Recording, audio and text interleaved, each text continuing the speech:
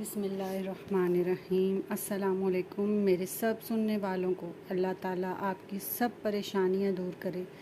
جو دکھ تکلیف آپ اپنے رب کے سوا کسی سے نہیں کہہ سکتے، اللہ ان دکھوں ان تکلیفوں کو اپنی نظر کرم سے ختم کرے اور ہمیں ایک دوسرے کے بارے میں اچھا سوچنے کی توفیق دے اور دوسروں کی جگہ اپنی غلطیاں خامیاں ڈھونڈنے کی توفیق دے۔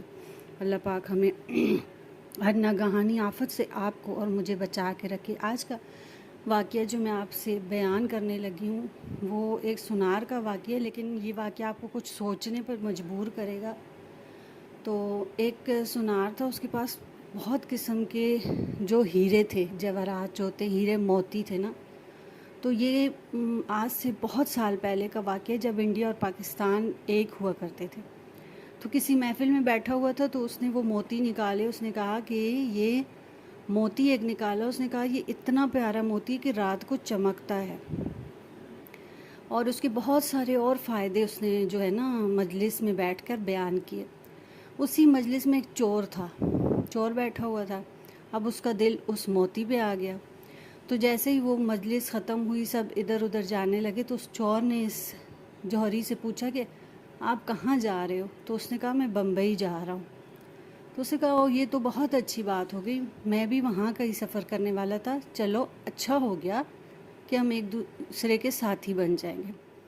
اب جو جوہری تھا وہ تھا بہت تیز، بہت چلاک۔ وہ سمجھ گیا کہ یہ میرے ساتھ جانے کے لیے نہیں، جو میرے پاس ہیرا ہے اس کے پیچھے ہے۔ اس نے کہا بہت اچھی بات ہے، چلیں اچھا گزرے گا سفر۔ اب ریل گاڑی تھی اس ٹائم، اب بھی چلتی ہیں۔ تو وہ ریل گاڑی میں جیسے ہی بیٹھے، دن بھر تو باتوں باتوں میں گزرا، رات ہوئی۔ اب جو چور ہے اس نے کہا یہ رات کو سوئے گا تو میں اس کے سامان میں سے وہ ہیرا نکال کے، وہ موتی نکال کے کہیں اتر جاؤں گا۔ اب رات کو جیسے چور سویا، اس نے اپنی قمیض تھی یا ویسکٹ یا جو بھی تھا اس نے اتار کے ٹانگا۔ جب اس کی ہلکی سی آنکھ لگی تو یہ جوہری نے کیا کیا کہ اپنی جیب میں سے موتی نکالا اور اس کی جیب میں ڈال دیا۔ اچھا، وہ رات کو اٹھا، جیسے ہی چور اٹھا اس نے اس کے سارے سامان کی تلاشی لی۔ اس کی قمیض جو تھی وہ ٹنگی ہوئی تھی، اسے دیکھا لیکن اسے موتی نہ ملا۔ تھک ہار کے سو گیا۔ صبح اٹھا، اس نے کہا یار تم تو بڑی تعریف کرتے تھے اس موتی کی، تو موتی تو نہ رات کو چمکا نہ کہیں دکھا۔ تو صبح ہونے سے پہلے جوہری نے کیا کیا کہ آرام سے اس کی جیب سے اپنی جیب میں وہ موتی منتقل کر لیا۔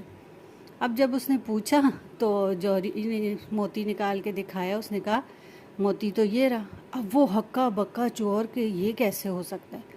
دوسری رات بھی یہی معاملہ ہوا، اسی طرح صبح پھر اس نے پوچھا، پھر جوہری نے موتی نکالا۔ اب وہ پریشان کہ میں نے تو سامان اس کا سارا چھانٹ مارا۔ جب تیسری رات کو یہ واقعہ ہوا تو صبح اٹھ کے اس نے کہا تم میرے استاد، میں تمہارا شاگرد، میں کوئی سفر تمہارے ساتھ کرنے کے لیے نہیں آیا، میں چور ہوں، لیکن میں ہار مانتا ہوں، مجھے سچ سچ بتا دو کہ یہ رات کو ہیرا جاتا کہاں ہے؟ جو صبح تمہاری جیب سے نکلتا ہے وہ جیب میں رات کو دیکھ لیتا ہوں، وہ نہیں ہوتا۔ تو وہ جوہری ہنسا تو اس نے کہا لوگوں کو ٹٹولنا چھوڑ دو، اپنے آپ کو ٹٹولو۔ کہ اس نے ظاہر اپنی تو قمیض کو دیکھا ہی نہیں تھا نا، وہ تو باقی سامان اس کے کپڑوں کی تلاشی لیتا رہا، اس نے اپنی قمیض کو تو نہیں دیکھا۔ تو اس نے کہا کہ لوگوں کو ٹٹولنا چھوڑو، اپنے آپ کو ٹٹولو۔ تو اگر اس بات کو ہم، لکھنے والا یہ بھی لکھتا ہے کہ آپ دیکھو ہم دوسروں کو ٹٹولتے رہتے ہیں، اور پھر یہ کہ ہمارے اندر، اپنے اندر ہیرے کو، یعنی اپنے اندر نیکی کو تلاش کرو، اپنے اندر اللہ تعالیٰ کو تلاش کرو، اور اپنی خامیاں تلاش کرو، اپنی برائیاں تلاش کرو، لوگوں کو ٹٹولنا چھوڑ دو کہ کیا ہے، پھر دیکھو آپ کے اندر سے ہیرا بھی نکل آئے گا۔ تو اس واقعے سے بہت پیارا سبق جو ہمیں ملا وہ یہی ملا ہے کہ ہم جو دوسروں کے پیچھے، دوسروں کی ٹو میں لگے رہتے ہیں، دوسروں کی برائیوں کے پیچھے لگے رہتے ہیں، اپنی ہمیں کوئی برائی نظر ہی نہیں آتی۔ ہم میں بڑے سے بڑا عیب بھی ہو تو ہم اپنے آپ کو نا بالکل صاف ستھرا محسوس کرتے ہیں۔